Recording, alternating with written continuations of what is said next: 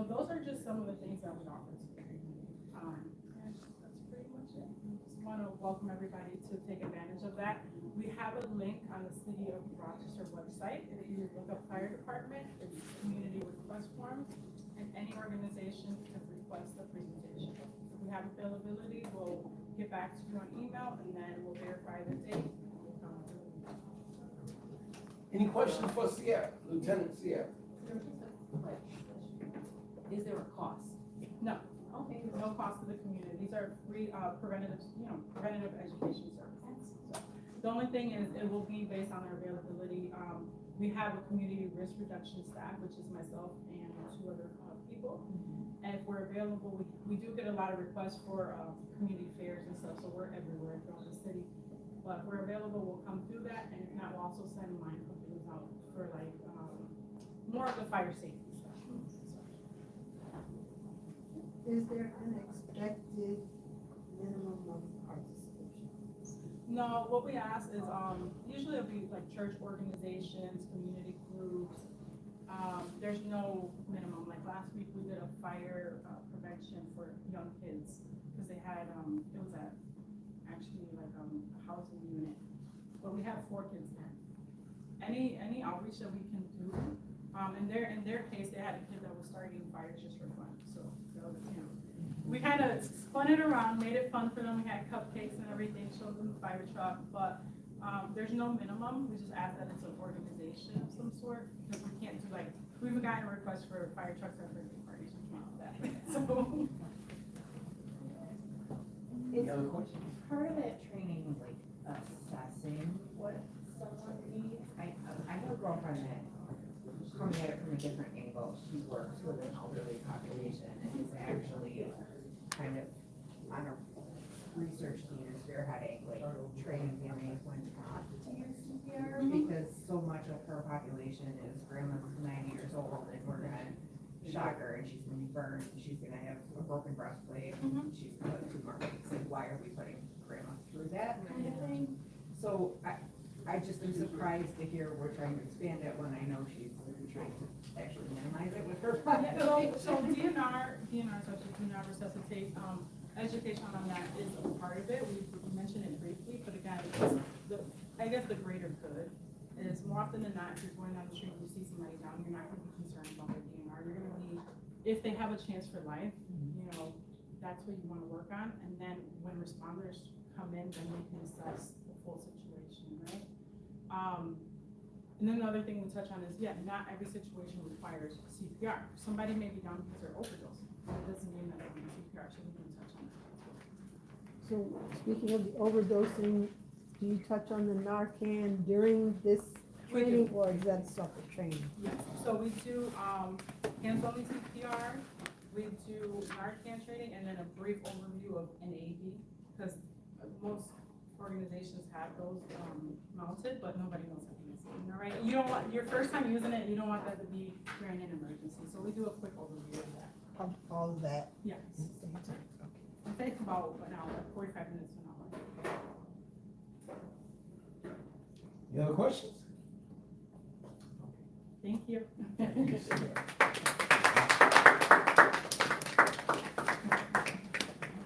Okay, so then I have a question for you all. How many are going to join us next week, next Tuesday, 9 a.m. here for the CPR training? All right. Donna, if you don't mind, get a sign-up sheet so we can capture those names. Yes. All right. Thank you for the awesome work you do, Sierra. Our next guest is Debbie Wilson. Now, one of the things that folk are concerned about is money for some reason. And there is going to be some information coming on August 9th. Information coming. It is open to the public, and there is some a targeted teaching also and information for pastors and, again, for those that move in that arena. Well, Debbie Wilson is the daughter of a bishop who pastored for many years, and she's seen some of what a number of pastors go through, especially some of the African American or pastors of color, which sometimes do not have insurance, do not have retirement plans, do not have so much. And so I'm glad that our heart is favorable towards seeing them have those things. And so, that being said, let's welcome Debbie now. Hey, good morning, everybody. I'm so glad I had this opportunity to come before you and say that when I heard you up there, I was like, oh my goodness. I was working for an organization, I worked for State Farm for over 30 years and recently retired. And so I'm in the marketplace for looking for health insurance, and my goodness, is it confusing. And so to know that someone like you exists where you can help people navigate through that space is awesome. So I said, give me your card, because I've got others that I know are confused with that also. And then Sierra, with your CPR and then the fire extinguisher training was something that piqued my interest, because I've got this, I don't know about you all, but I've got the fire extinguisher in my kitchen, but if something happens, I wouldn't know the first thing about how to use it. And I think about that often, so I think what you're doing is awesome, so thank you. So who I am, I'm Debbie, and like Bishop said, I'm a pastor's daughter. But I've got 32 years in insurance, and so I worked for State Farm. I owned an agency in Webster, New York for years before coming inside and doing some sales management work. Most recently, I told you I retired, I have this passion that burns inside of me still for insurance. And so I started talking to God and said, okay, what do I do with this, all of this experience? And basically what I heard was, hey, share it. And share it for free. Now that you don't have to worry about making money and commissions and sales and all that, just share the information. So that's what August 9th is really all about. It is free, no strings attached. Here's the nice thing. I don't work for an insurance company anymore, and nor do I have any ties, so I'm not gonna be doing this so that I can tell you, hey, buy it, because I'm gonna make money. This is really for information only. I find that so many of us insure everything. We insure our trips when we travel. We insure our things, right? Our jewelry, everything. But we forget about the most important thing, and that is us. I tell this story a lot that we are the ATM in our home. You know, so you say, what's the ATM? People go to us for money all the time, right? They're always coming to us for money. And if you don't think you're the ATM, ask your kids, right? And your family. They'll tell you, oh yeah, you're the ATM. And so, why would you have an ATM in the house and insure the house and the car, but not the ATM, right? And so we're going to be talking about why that's important. Why you don't want to have GoFundMe be your plan of action, right? For when you're not here anymore. Another thing is disability. You talked about that, Steve, like the health insurance arena. We forget that we're not invincible, right? And so there are times when things happen to us that we didn't expect. I just recently had a brother. My brother happens to be, I'm so proud of him, worked for the police department. At one point, he served as the assistant chief of police. But one of the things that he does is work hard. He's always out there. Well, a couple of weeks ago, he got Bell's palsy. And so half of his face was paralyzed, right? He couldn't work. So he came off the job, and I said to him, God's probably trying to get your attention, right? But more importantly, so many of those things happen to people like us. And we forget about the need for disability insurance, right? That kicks in if we don't have coverage, right? So those are the types of things we're going to be talking about on that day. I hope you'll come out. I promise we're going to even talk about auto, home, every type of insurance. I just want this to be a wisdom-packed day where you can feel safe and asking questions. You don't have to feel like, well, I don't know, they're going to judge me. Nope, it's a safe zone, and so I hope you'll come. Make sense? And when is that again? It's going to be here, and it's going to be August the 9th, so that's a Saturday. I'm going to have 2 sessions, so I should have said that, from 10 to 12. I want to talk to business owners, because there are unique risk, I would say, things that you have to deal with that, you know, you might be asking yourself, do I have enough insurance? Am I overinsured? People like to tell me, oh, Debbie, I don't need insurance, I'm overinsured. That's not a good place. Why waste money, right? You should be properly insured. And so we're gonna talk about how much do you need, how much is too much. So we're gonna talk to small business owners and pastors, and like Bishop said, do have a heart for pastors, because unfortunately, they're not exposed to big insurance companies that come in and say, this is what you should consider as a risk for your church. I want to talk to them about those types of things. So if you have a pastor and you say, he probably needs to think about some risk that he's exposed to and doesn't even realize it, that session will be from 10 to 12. I'll break for lunch, so we'll have some light refreshments.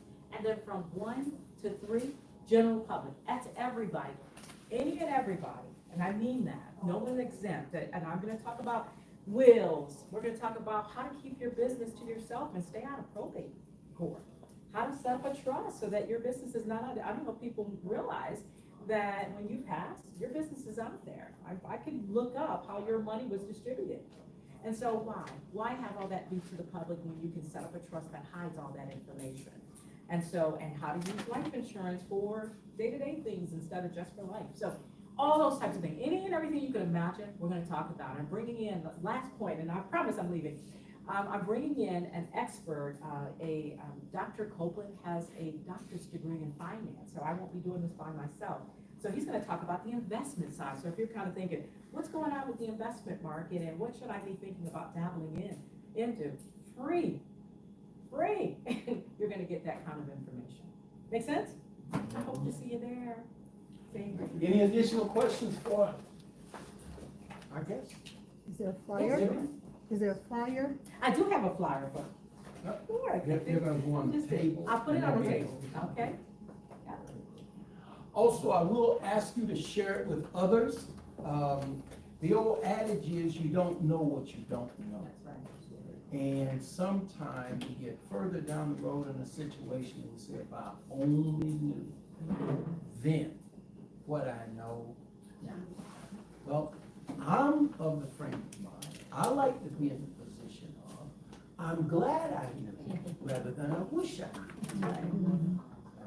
So, as Debbie said, it's free, it's open to everybody, it's good information that can help anybody. Thank you for your patience, Debbie. I'm finalizing Oh, the yes. PowerPoint and PDF files. Well, that's all right, I was gonna say the same thing.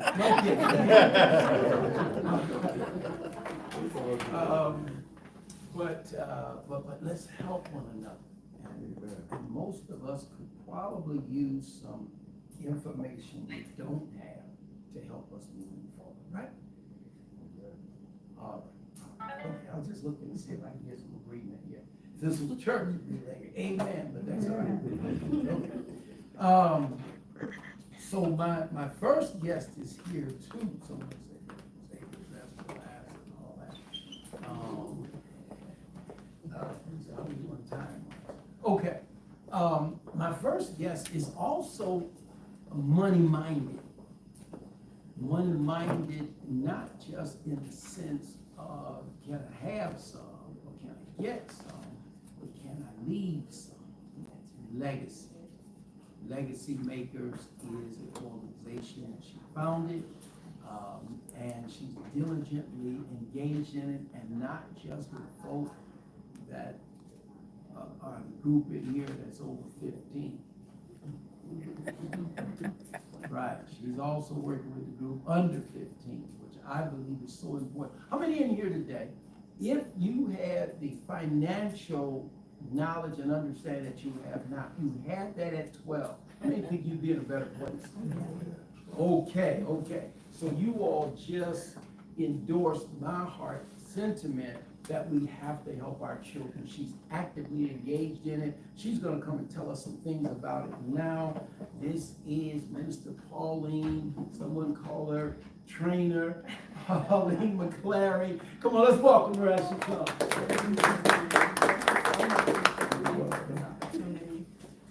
Great to be here. Debbie, I got it covered. That's what this is about, making That's right. connections. Absolutely. So listen, I am just so excited about being here and what I've heard so far. I got lost, Bishop. All they No, got. don't you dare tell me that. Well, Polly, don't say anymore. Just change the story. Just talk what you're supposed to talk about. We'll talk about this later. As soon as they, well, they have all these signs, and I had to go somewhere else I didn't know anything about, so, all right, and I don't know Rochester that well, so, but anyway, I'm here, and I'm excited. You're here. And so I wanted to say that one of the things that we are excited about is that you hear so much about Rochester, and if you look at the statistics, you see that Rochester has one of the highest poverty rates in our nation, not the state, but in the nation. And this has been reported for many years. However, we don't talk about poverty.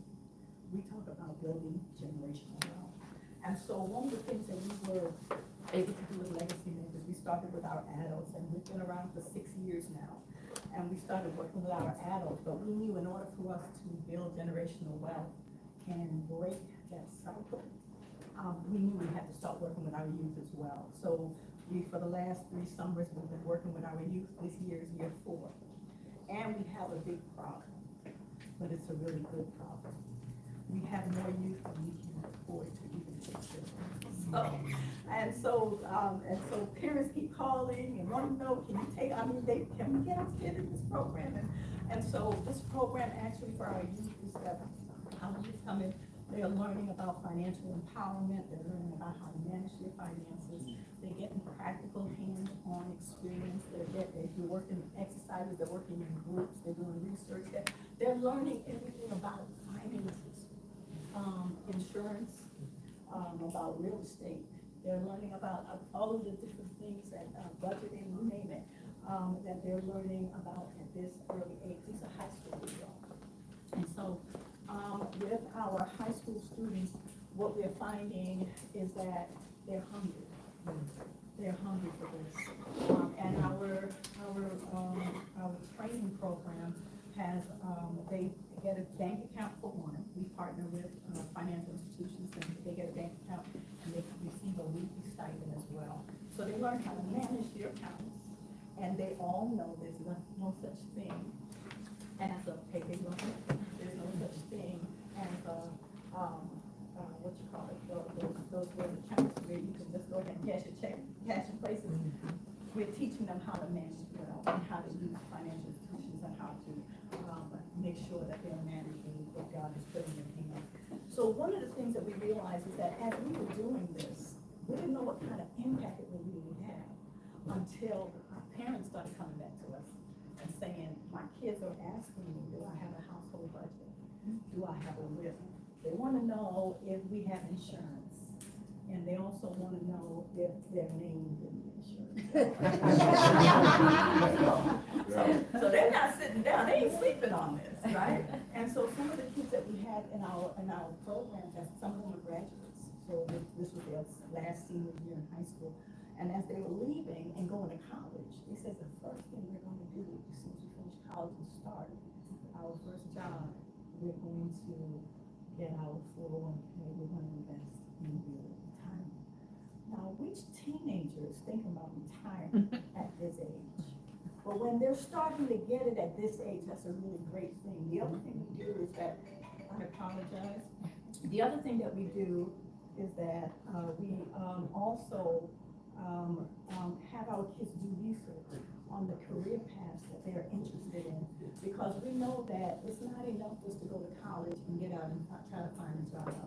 You have to be intentional about a career path, or else you may have to work 3 jobs in order for you to work. Okay? So we wanted to get our children on a path where they're looking at the different careers, what pays, what is that if you're into the different STEMs, what is it that you do well, that you like doing, and you can research those kind of jobs that's going to fit into that path that you're going to take. But we don't just do that, we bring people in that's going to talk to them about the path that they're going to take. People that's visionaries areas, we were able to give away 2 engineering degrees, the scholarships, full scholarships for engineering for 2 students so far. And so we're looking to do more of that. So what I'm saying is that we're not just teaching them how to do financial literacy. We're teaching them about managing and also being empowered to, be able to break those cycles. More than that, how do we leave a legacy? And that's the reason why we're called legacy makers. We want to teach our children how to leave a legacy, okay? Amen. Any questions for Pauline? Oh, I know what I wanted to say to you. I do have some forms here. I do have some forms here for you. If you know someone, if you know a business that might want to sponsor some kids for our summer program, I do have some sponsorship forms here. Take it with you, give it to a company, give it to your bank, give it whoever you want to give it to. If you'd like a form, I have one here. You can just put them right on the table. I sure Wait, will. before you go, there might be some questions. Any questions for Paul? You said that you have a lot of kids, so you need some volunteers. We actually, we do have, if you want to volunteer, you always volunteer. We never say no to volunteers, okay? What we are looking at is the reason why we're looking for more sponsorships is because we pay our children something. And in order for us to, we go beyond our capacity, we need to get some more sponsors in order for us to actually not get rid of any of our kids, not just put them on a waiting list, but to be able to, have them go through the program. So that's why we need more sponsorships. So, okay. We have a good problem. We have more kids than we anticipated. So, but if you are interested in volunteering, I'd love to talk to you about that. Yes. I'm You touched sorry. on it briefly there when you asked, I see 6 weeks. What's the format that you deliver? What's the format? So it's 6 week summer? For the summer. Yeah. We are actually moving into doing after school as well. We did a pilot last year because we wanted to see what that looked like. We know that in the summertime, we could only reach a certain amount of kids. So in order for us to expand that, we're trying to move into after school program. You have an idea? Yeah. Okay. All right, so, any more questions? Thank you. Yep. Okay. All right. Thank you, sir.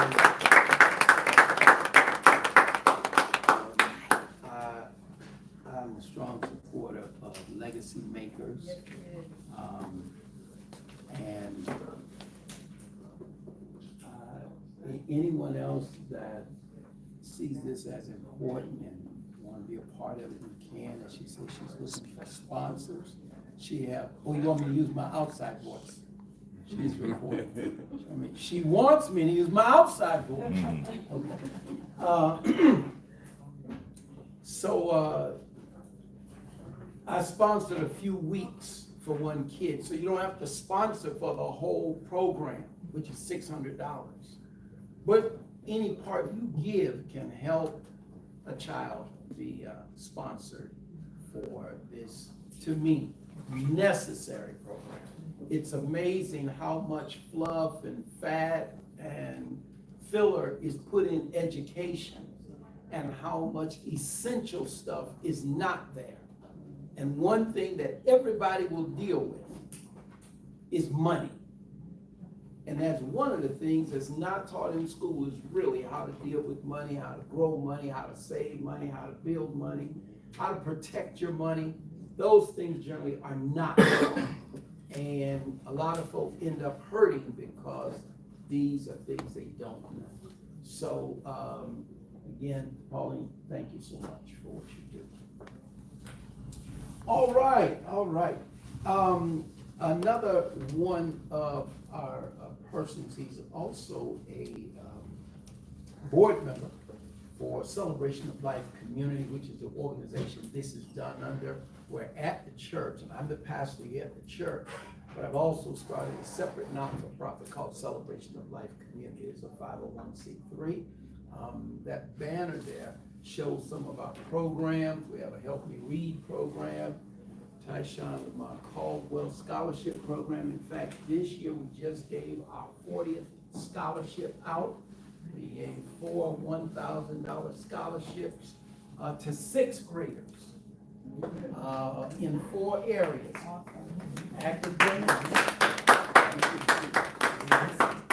Academics, athletics, arts, and citizenship.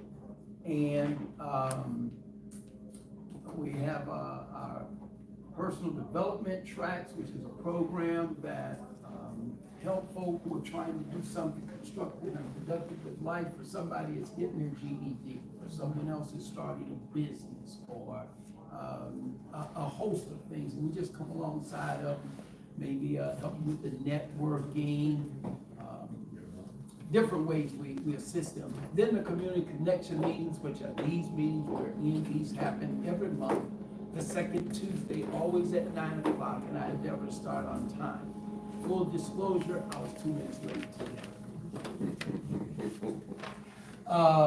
We do a professionally speaking program where I have professionals come inside elementary schools and talk to our children. The objective of that program is to inspire our youth to aspire for noted professionals. So we've had firefighters, law enforcement, building trades, lawyers, judges, doctors, you name it. I've had artists to come, artists, some of which we had works around the country or around the world.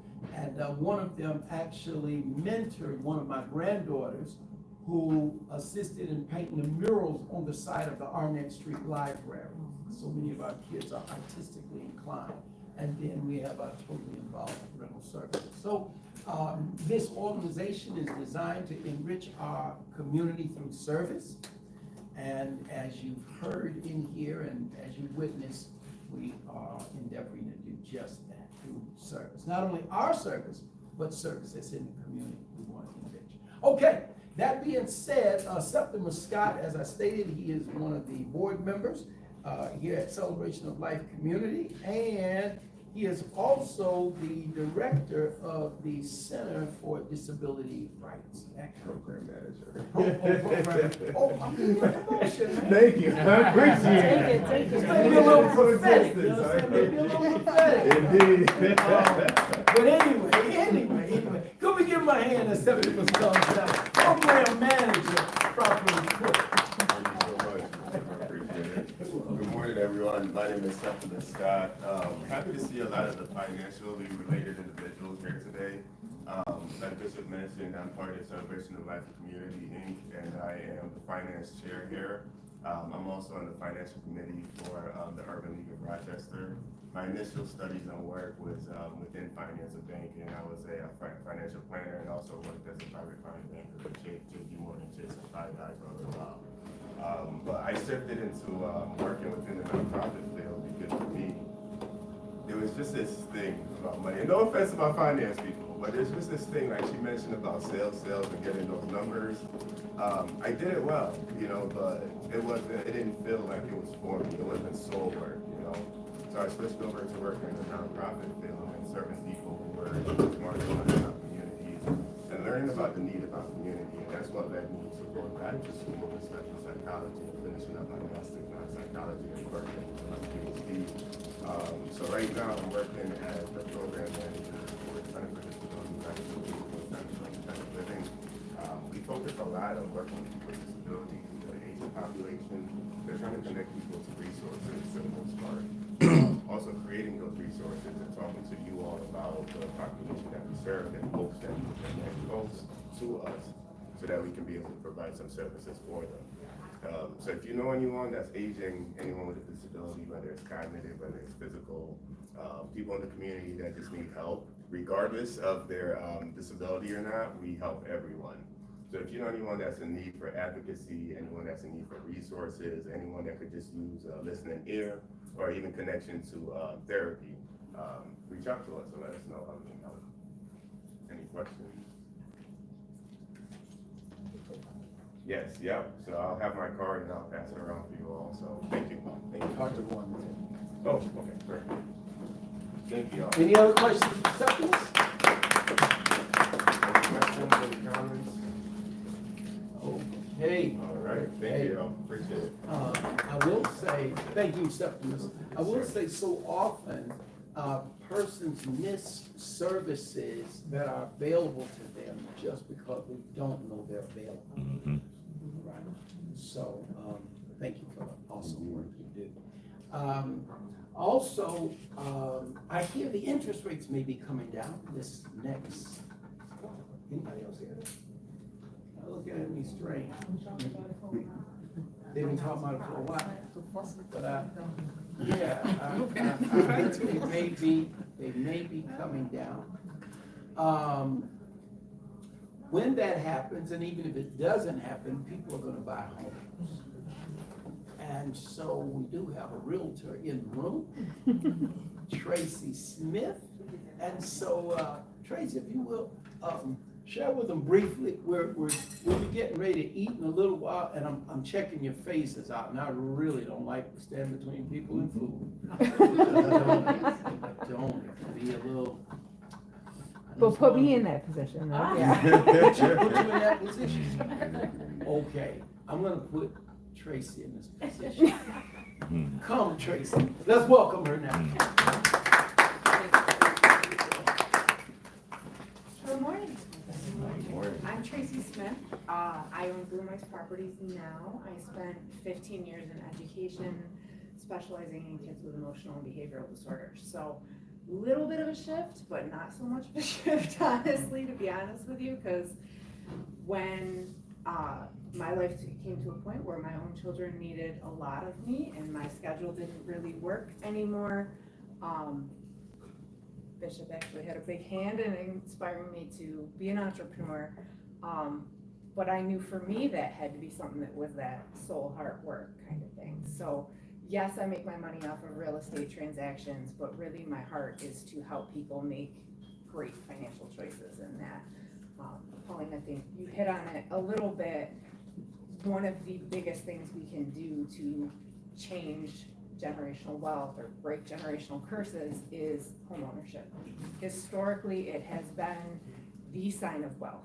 You know, you go back to the Middle Ages, you had money if you had land. That's just the way it is. And real estate being one of the most solid investments, we're actually seeing a huge trend right now of people with extreme wealth are investing in real estate because with what our economy's doing and what the markets are doing, it's one of the safer bets. So for us, maybe we don't have that level of extreme wealth, but we can take that knowledge of people who are really good with money, this is what they're doing, kind of thing. So I really do have a heart, especially with, you know, first generational homeownership, to show people that we start somewhere and we build from there. Your home almost never, barring some kind of horrific incident, depreciates. It's a very stable place to put money, and you can turn around and, you know, get that money back out when you're ready to sell, ready to level up, so to speak, ready to become an investor who has rental properties. There's so many paths that it can take that it really does make money. So helping my clients, obviously there's an emotional piece to it. People want to love where they live, but kind of my job is, yes, to hear that and to serve that, but to help them bring the emotion back to whether or not it's a practical decision. So I mentioned, I know not everybody was here, I do team with a lot of lenders and lawyers and financial planners and plumbers and every kind of home care. So if you ever have something break, I'm a really good person to call because I probably know people who can do a good job for you. Just to sort of tailor that package to help everybody figure out, you know what, this, we're talking about putting your name on mom's house, we really may want to bring in an estate planner, an estate attorney, because I can't necessarily under my license give that advice, but we all know that there are some implications to how we move money and how social services are going to view that. So really just being a resource and having that knowledge myself so I can hand it out to people in this particular field. And that lets me lay my head on the pillow at night and feel pretty good about myself. Pleasure to meet you all. Thank you for having me. Whoa. Yeah, that's right. Any questions for Tracy? Hey Tracy, do you specialize in any particular areas in Rochester or? Not necessarily, no. You know, it's funny because I say that I focus on finance and people always assume the grant program kind of piece of it. And I love doing that. I love helping connect people to resources, but there's I have clients that we're talking about when's the right month to move the money. You know what I mean? That really just helping everybody think whether we're just starting out or we're talking about a large amount of money that we're using in stewarding what's been given to us to the best of our ability. Thank you. you say you help first-time home buyers as well? Absolutely. I love first-time home buyers, especially generationally first-time home buyers. There really is, oh, I could get off on a tangent here. A lot of the inequity that we see in our society is based not just around, say, color or religion, it's based around access and opportunity.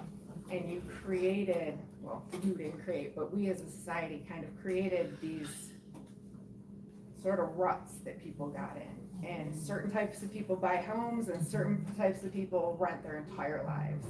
And that in and of itself is just so unbelievably foundationally important. The difference between spending your money every month of your entire life to pay someone else's mortgage and having nothing to show for it at the end, and paying yourself every single month, so at the end of your life you have something to show for it. And for a lot of people, it's just opening their eyes to that, whether we're starting with, you know, $100,000 property and you know what, I'm not crazy about this house, but once I have it, that money that I'm putting into it, it just became equity instead of somebody else's money.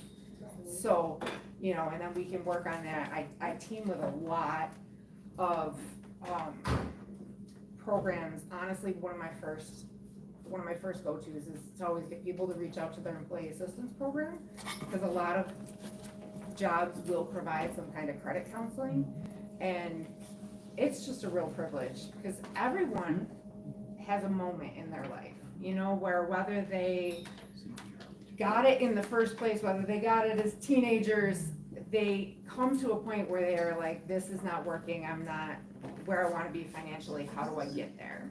And if you can capture them at that moment and show them a way to make a difference in their wealth, that can be life-changing for people, and I really do like it. Awesome. Thank you, guys. You know, I'm waiting for my cards to be reprinted, but I can certainly text you my card. Before we, Of course. And so I see there's a desire in the house to make some connection with some folk in the house. That's what this is all about. That's the purpose we're here. Also, I don't know how many of you know something about missions, do anything with missions. But you know, I'm a pastor, right? So I'm gonna do something with missions, right? I believe and submit that our most fertile mission field is the mission field of our children. I believe that's where the greatest impact can be made and is made. And so I'm thoroughly appreciative for one of our pastors who, that's his heart. His heart is, it's evangelism, period, but with an emphasis on our children. So I'm gonna ask him to come now. He's gonna share with us briefly. How much longer before the food? These people are looking at me funny. 10 minutes, time I'm done. 10 to 5, 5 to 10. Okay, all right, come. Let's give him a hand as he comes. Julio, by the way. Julio, that's right, it, Julio. No problem. So, I'm the coordinator director for Child Evangelism Fellowship. I help churches and Christian people get inside of public schools and rec centers to be able to teach the Word of God. Then you could also invite those children and those parents to your congregation, which is great. As long as the school is open, you're able to go. We help with the background check, trainings, everything necessary to be able to get in.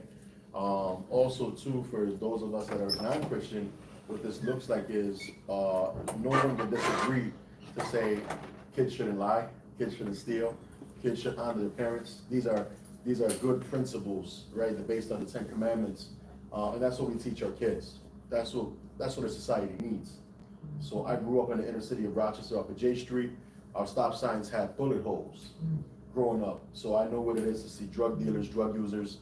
I don't remember Christian ministers going inside of the public school setting. Not to say that it never happened, but no one really engaged the community that well. I'm looking to help in that area, and so that's one of the things I love to do. Also, I help with Wake 'em Up Ministry. I'm the director of that one. That's a ministry that I founded. Because child evangelism has been out since 1937. So it's got a really huge track record. Wake 'em Up Ministry is a ministry that I had started, and similar to child evangelism, we're looking to help churches get inside of public settings or populated areas around their church to be able to minister there. Come up with a game plan to say, hey, look, we got churches in every corner, but what are we doing to impact the people that are around that corner that are using drugs, selling drugs, and things like that? With that being said, there are people that we have helped from Clinton Avenue even, or Charlotte area, other neighborhoods that have stopped selling drugs, stopped using drugs. These are great things. The news doesn't want to put that. And we go back and forth with news stations and stuff like that. I love meeting with them and talking to them and people that record and newscasters. But people are changing, okay? People are getting out of jail and prison too, and they're changing too, okay? So the news doesn't put all that, doesn't mean it's not happening. So I hope that you see too, I do, as a Christian man, I do believe forgiveness of sin only comes through Jesus. Unashamedly, I say that. However, as someone, again, if you're not Christian, you're seeing there's a society, there's a culture, there's a community that has stopped doing things that is destroying our community. So for a drug dealer, drug user to stop doing those things, those are great things for our community. So those are good things that we should be happy for. That's what we want. That's the goal. We want peace, right? And so with both of those ministries, if you have any questions, comments, I have some brochures. I'm always sitting down with pastors and leaders every week and coming up with game plans or challenging what is the church doing. And a lot of times we're more inward focused, and this is across different states, even different countries. But we can't be like that. If we're Christian, there's too much going on outside. And it's time, it's not just to pray. I no longer pray, okay, God, what do we do? I already know within these two ministries, these are like keys. I already know we got it. This is it. You know, not that I know everything, right? But I just know as far as outreach, that part is covered now. We just need to work together now.